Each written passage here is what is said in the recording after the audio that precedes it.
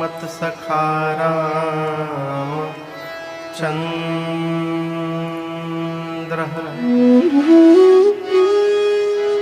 सर्वस्वं मे रामचंद्रो दया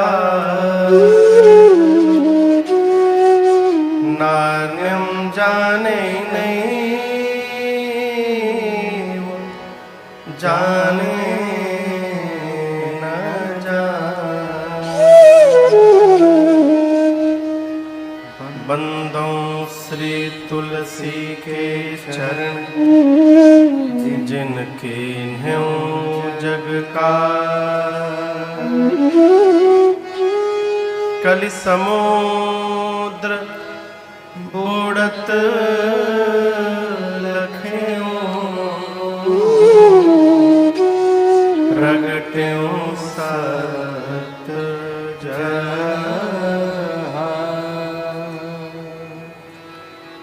सिया राम मैं सब जग जानी करऊं प्रणाम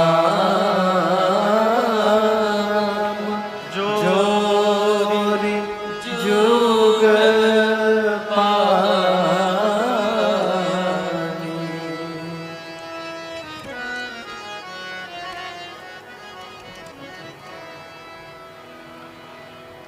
सियावर रामचंद्र भगवान की जय।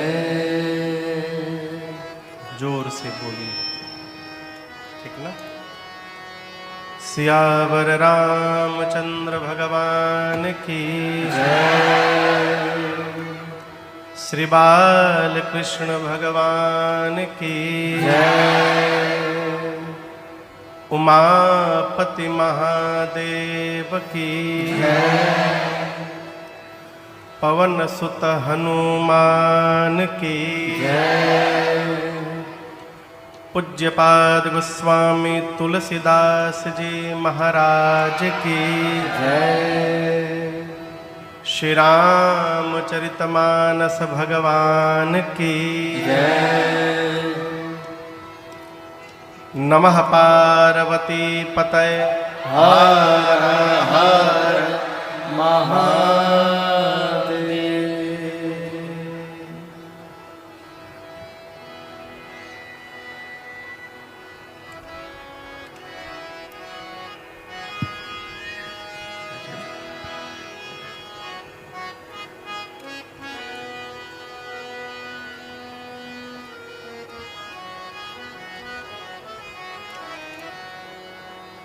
अनंतानंत कोटि ब्रह्मांड नायक अकारण करुणा वरुणालय भगवान श्री सीताराम जी के चरणों में बारंबार वंदन। देवादिदेव भगवान महादेव, जगत जननी मां अन्नपूर्णा एवं श्री हनुमान जी महाराज के श्री चरणों में साष्टांग दंडवत। कलि पावना अवतार प्रातः स्मरणीय परम पूज्यपाद गोस्वामी श्री तुलसीदास जी महाराज के श्री चरणों में बारंबार वंदन। उत्तर प्रदेश के इस बांदा जनपद में राजापुर बांदा में ही आता है। अब अलग हो गया, अच्छा कोई बात नहीं। पूज्यपाद गोस्वामी तुलसीदास जी महाराज की पावन जन्मस्थली के सन्निकट चित्रकूट के पास स्थित ये जनपद बांदा, जहां बैठकर हम और आप आज से प्रारंभ हो रहे इस 9 दिवसीय श्री राम कथा महोत्सव में गोता लगाने का अवसर प्राप्त किए हैं।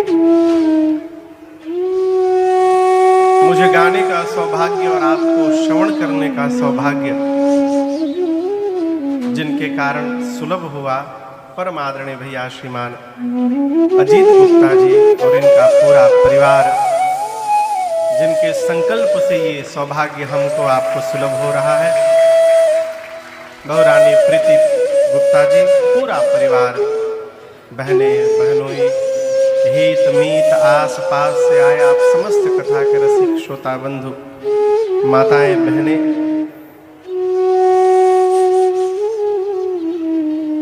रहने वाले तो बांदा के ही हैं, लेकिन अमेरिका से आए हमारे बड़े प्रिय भैया संत शिवहरे जी है।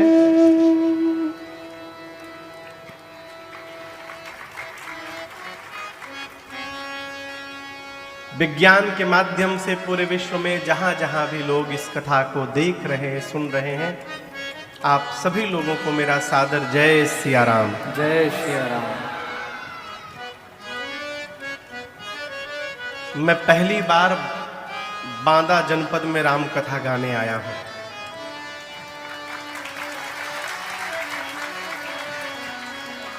और प्रचार में लगभग पिछले 5-6 महीनों से बांदा के साथ चित्रकूट भी लिखा हुआ था। कहो, हमसे लोग पूछने लगे महाराज चित्रकूट में कथा है, हमने चित्रकूट में तो है नहीं भैया, बांदा में है। तो महाराज प्रचार में लिखा है चित्रकूट, अब वो कैसे लिख गया ये रघुनाथ जी जाने, लेकिन ऐसा मेरा अपना हृदय कह रहा है कि केवल ये बांदा के लोग बैठ के कथा नहीं श्रवण करेंगे, साक्षात चित्रकूट धाम भी इस पंडाल में बैठ करके कथा को श्रवण करेंगे, ऐसा मेरा अपना हृदय कह रहा है। आज से लेकर आने वाले 9 दिनों तक जिस ग्रंथ के आश्रय में बैठकर हम और आप इस कथा को गाएंगे, श्रवण करेंगे, इस ग्रंथ का नाम है रामचरितमानस। क्या नाम है? रामचरितमानस। कितने लोग परिचित हैं इस ग्रंथ से?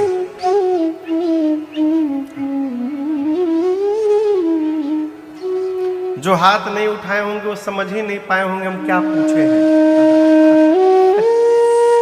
लेकिन मेरा ऐसा अपना मन कह रहा है कि आप ही नहीं, जितने सनातनी हैं सभी इस ग्रंथ से परिचित हैं। पूज्यपाद गोस्वामी तुलसीदास जी कहते हैं, रची महेश निज मानस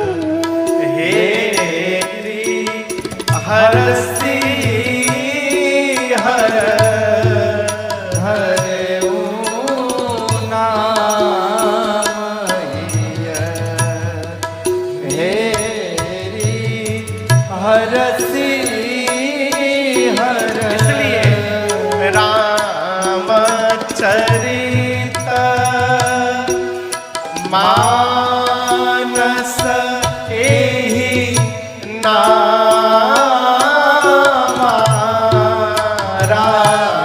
रामचरित मानस एहि नामा सुनत श्रवण पाए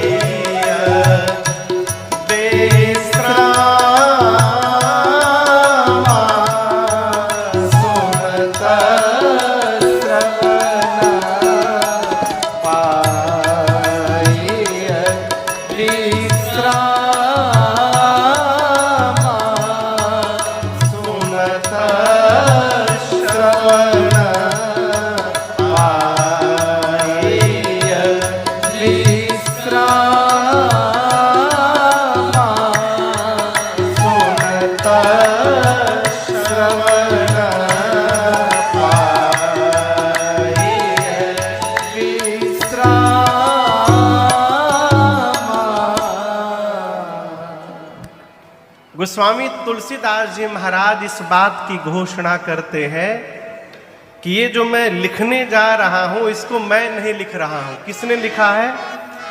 राम जी के चरित्र की रचना सबसे पहले रची महेश। किसने रचा? जोर से कहिए। भगवान शंकर ने। हम और आप कुछ लिखते हैं तो कहां लिखते हैं?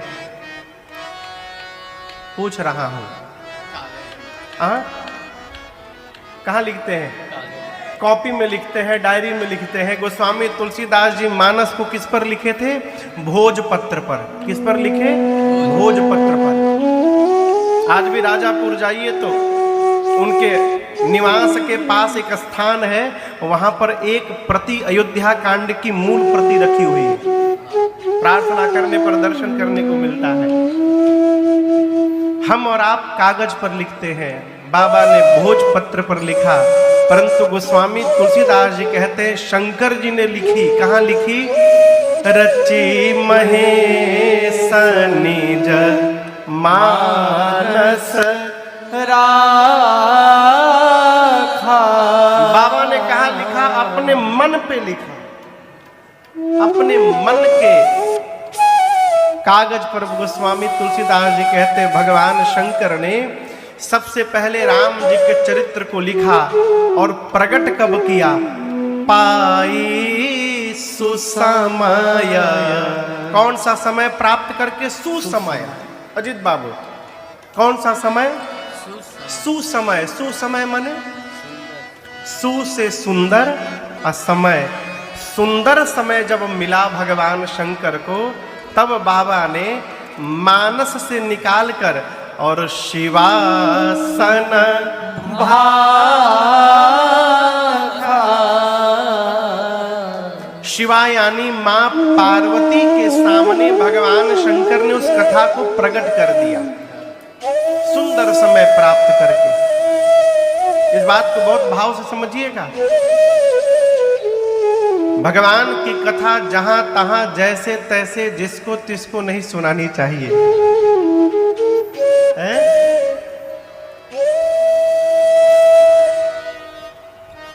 आप में से कोई सोना चांदी का काम करता है? कोई सुनार भैया है यहाँ पर? नहीं है। चलिए कोई बात नहीं। जब किसी बहुत बड़े शोरूम में जाइएगा ना और उनसे कहिएगा ये हीरा दिखाइए, वो हीरा दिखाइए, तो केवल सुनेंगे, दिखाएंगे नहीं जल्दी। क्यों? जब तक उनको ये विश्वास नहीं हो जाएगा कि आप वास्तव में ग्राहक हैं, तब तक वो हीरा बाहर से निकालने वाले नहीं हैं। कहेंगे ऊपर से देख लीजिए। उसी प्रकार भगवान की कथा वो अमूल्य हीरा है जिसको जहां तहां नहीं बांटना चाहिए। इसका सही ग्राहक जब तक नहीं दिखाई पड़े तब तक कथा भूल कर भी नहीं सुनानी चाहिए। भगवान शंकर तो उत्तरकांड में कहते हैं यदि इंद्र जैसा राजा क्यों न हो। संत भैया, कौन? इंद्र, साक्षात इंद्र आ जाए और सामने आकर के बैठ के कहे कि महाराज हमको राम जी की कथा सुनाइए, हम कथा प्रारंभ करने जा रहे हैं। इंद्र कभी इधर देख रहे हैं, कभी उधर देख रहे हैं, कभी कान खोद रहे हैं, तो वहां से प्रणाम करके चले जाना चाहिए। यदि श्रोता मन लगाकर कथा श्रवण न करे तो भले इंद्र क्यों न हो, उसको कदापि भगवत कथा नहीं श्रवण करानी चाहिए। ये मर्यादा भगवान शंकर ने दी। कथा किसको सुनानी चाहिए? बाबा कहते हैं राम कथा के ते अधिकारी।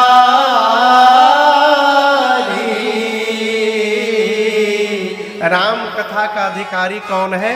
पहला क्राइटेरिया, जिनके सत्संगति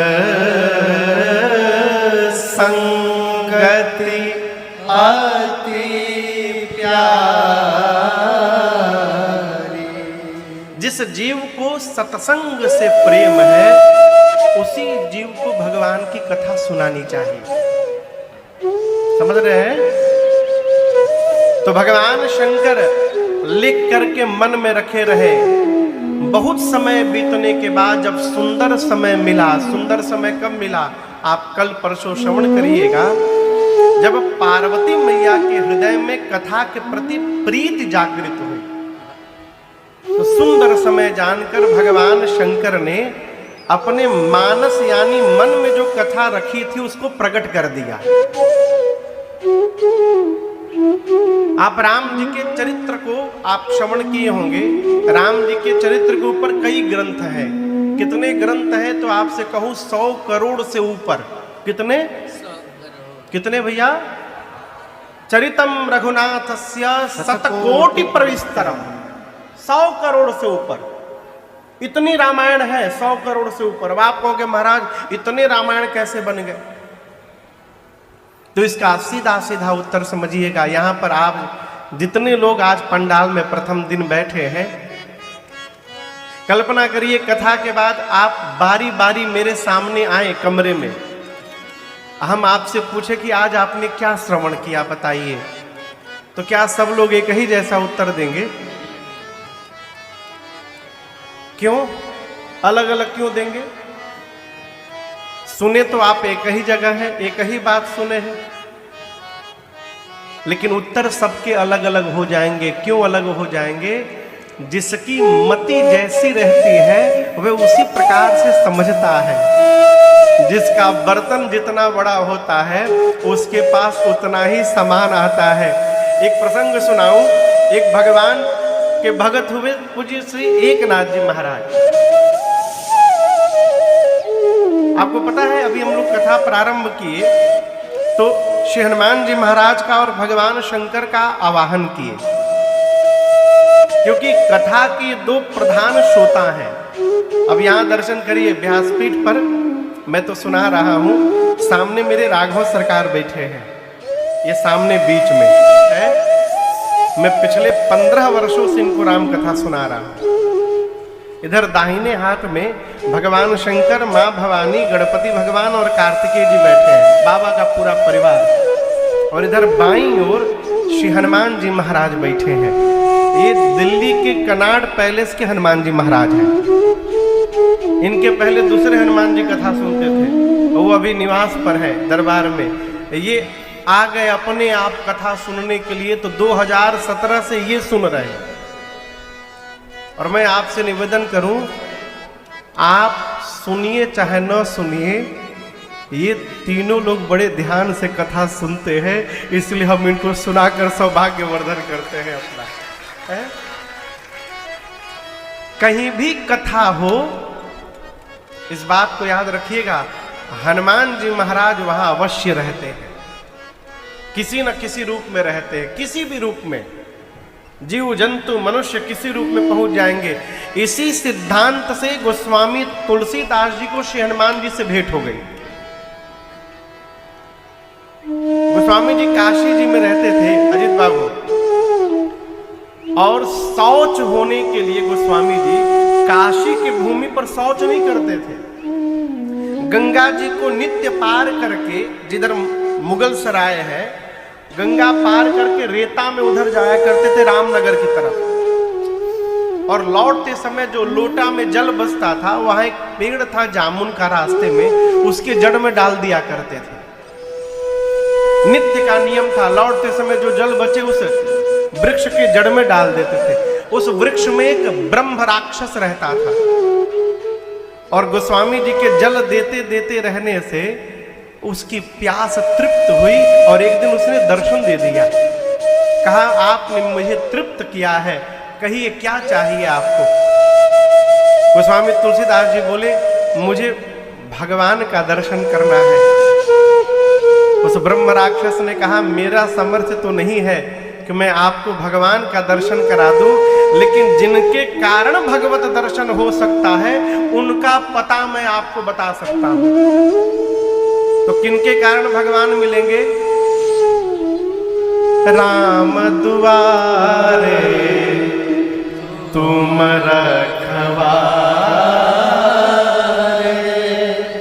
अहो तना बिनु पैसा श्री हनुमान जी महाराज बैठे हैं, बिना हनुमान जी की कृपा मिले राम जी का दर्शन मिलने वाला नहीं है। तो उस ब्रह्म राक्षस ने कहा गोस्वामी जी से, मैं ये बता सकता हूं कि श्री हनुमान जी कैसे मिलेंगे आपको। गोस्वामी जी बोले बताइए। बोले किसी भी कथा में चले जाइएगा, कथा पंडाल में जो सबसे पहले आए और सबसे अंत में जाए वो हनुमान जी महाराज है, दूसरा कोई नहीं है। गोस्वामी जी काशी में आए, एक जगह कथा चल रही थी। अब सोचे ये कैसे पता चलेगा कि पहले कौन आया है। बोले चल के बैठ जाता हूं, पहले कौन आया है ये तो नहीं चलेगा, लेकिन अंत में कौन जा रहा है ये तो पता चल ही जाएगा। जाकर के बैठ गए, कथा पूरी भई। कथा के बाद महाराज भी चले गए, आयोजक भी चले गए, एक एक करके श्रोता भी चले गए। एक फटा पुराना वस्त्र ओढ़ करके दीनहीन भाव में वेश बदल कर श्री हनुमान जी महाराज बैठे थे पंडाल में। अब हनुमान जी का नियम कि सबसे अंत में जाते हैं, गोस्वामी जी जा ही नहीं रहे। हनुमान जी बोले बाबा आप जाइए। गोस्वामी जी बोले आप जाइए। हनुमान जी बोले हम थोड़ी देर बाद जाएंगे, आप जाइए। गोस्वामी जी बोले हम पूरी रात यहीं सोएंगे। जब बहुत देर तक आप जाइए होता रहा, तब श्री हनुमान जी महाराज ने पहली बार गोस्वामी तुलसीदास जी को प्रकट होकर साक्षात दर्शन दिया वहीं पर। और फिर कहा आप धाम जाइए, रंगनाथ जी का दर्शन मिलेगा। गोस्वामी जी को दर्शन प्राप्त हुआ। कहने का अर्थ प्रत्येक कथा में श्री हनुमान जी महाराज विराजमान रहते हैं। तो पूज्य श्री एकनाथ जी महाराज कथा गा रहे थे। बाबू पुष्प वाटिका, अशोक वाटिका का वर्णन आया और कथावाचक पूज्य एकनाथ जी बोली अशोक वाटिका में सीता मैया जहां बैठी थी वहां श्वेत रंग के पुष्प लगे हुए थे। किस रंग के? श्वेत, सफेद रंग के पुष्प खिले हुए थे। हनुमान जी महाराज आकर बोले वक्ता से, कथावाचक से, महाराज क्या बोल रहे हैं? मैं वहीं था, लाल रंग के फूल खिले हुए थे। अब कथावाचक महाराज बोले सफेद रंग के फूल थे। हनुमान जी बोले लाल रंग के फूल थे। कथावाचक बोले नहीं नहीं मैं देख रहा हूं सफेद रंग के फूल थे।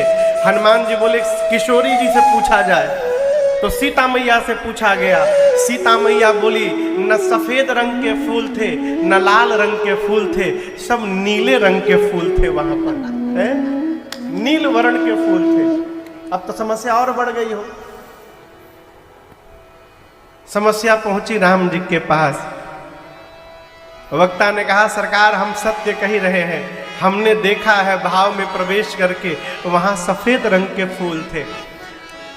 हनुमान जी बोले आप भाव रूप से प्रवेश करके बोले मैं वहां गया, जाकर देखा था लाल रंग के फूल थे।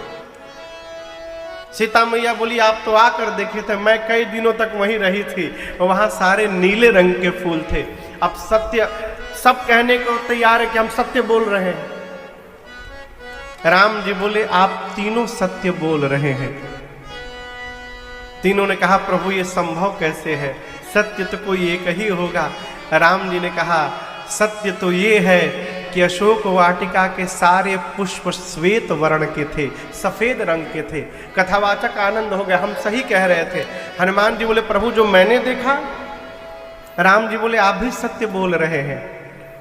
पुष्प तो हनुमान श्वेत वर्ण के ही थे, लेकिन जब रावण के सिपाही सीता जी को त्रास देने लगे तो आपको इतना क्रोध आ गया था उस समय कि आपके आंख में रक्त निकल गया था। क्रोध के कारण आंखें लाल हो गईं और उस आंख लाल होने के कारण आपको सारे सफेद पुष्प लाल लाल दिखाई देने लगे थे, इसलिए आप भी सत्य बोल रहे हैं।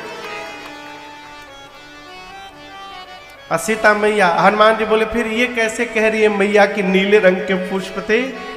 राम जी बोले ये जितने दिन थी ये सब जगह मुझे ही देखती रहती थी। मेरा रंग नीला रंग का है, इनके को सारे पुष्प नीले दिखाई दे रहे थे। है? कहने का अर्थ है माई बाप, कथा एक ही होती है, परंतु सुनने वाले श्रोता के विचार अलग होते हैं, उनके भाव अलग होते हैं, उनकी बुद्धि अलग होती है, इसलिए सब अलग अलग समझते हैं। उसी प्रकार राम जी की लीला में जितने लोग सहयोग करने आए, सबने अपने अपने बुद्धि से एक एक रामायण की रचना की थी, इसलिए रामायण की संख्या 1 करोड़ से ऊपर हो गई। अब आप जितने रामायण हैं उनका नाम पढ़िएगा तो प्रायः सबका नाम रामायण ही लिखा गया। श्रीमद् वाल्मीकि रामायण, अध्यात्म रामायण, आनंद रामायण, कंब रामायण, सबके नाम के आगे क्या है? रामायण। लेकिन गोस्वामी जी ने इनका नाम रामायण नहीं रखा, क्या रखा? रामचरित मानस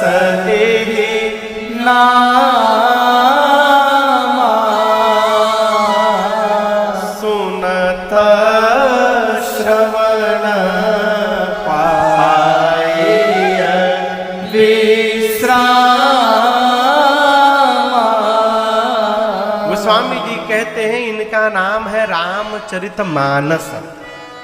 अब ये रामचरितमानस क्यों नाम पड़ा, इसके पीछे समझिए। बाबा कहते हैं भगवान शंकर ने इस चरित्र को रखकर कहाँ रखा? मानस में। गोस्वामी तुलसीदास जी कहते हैं मैं वो चरित्र लिखने जा रहा हूं राम जी का जो भगवान शंकर के मानस से प्रकट हुआ है। जो रामचरित्र शिव मानस से प्रवाहित हुआ है उसको मैं लिखने जा रहा हूं, इसलिए इस ग्रंथ का नाम हुआ रामचरितमानस। क्या नाम हुआ? और सुनने से क्या होगा? बाबा कहते हैं रामचरित मानस सुनत श्रवण पाई विश्रामा। रामचरित मानस सुनत श्रवण पाई विश्रामा। विमल कथा कर कीन्हरम्भा। विमल कथा कर कीन्हरम्भा। विमल कथा कर कीन्हरम्भा। विमल कथा कर कीन्हरम्भा। विमल कथा कर कीन्हरम्भा। सुनत संसाहि काम मदम्भा। विमल कथा कर कीन्हरम्भा। सुनत नसाहि काम मदम्भा। सुनत नसाहि काम मदम्भा। सुनत नसाहि काम मदम्भा। गोस्वामी जी कहते हैं इनका नाम है रामचरितमानस। और सुनने से क्या होगा? सुनत श्रवण पाए विश्रामा। गोस्वामी जी कहते हैं भगवान के इस चरित्र को श्रवण करने मात्र से हमारे मन को एक न एक दिन विश्राम की प्राप्ति हो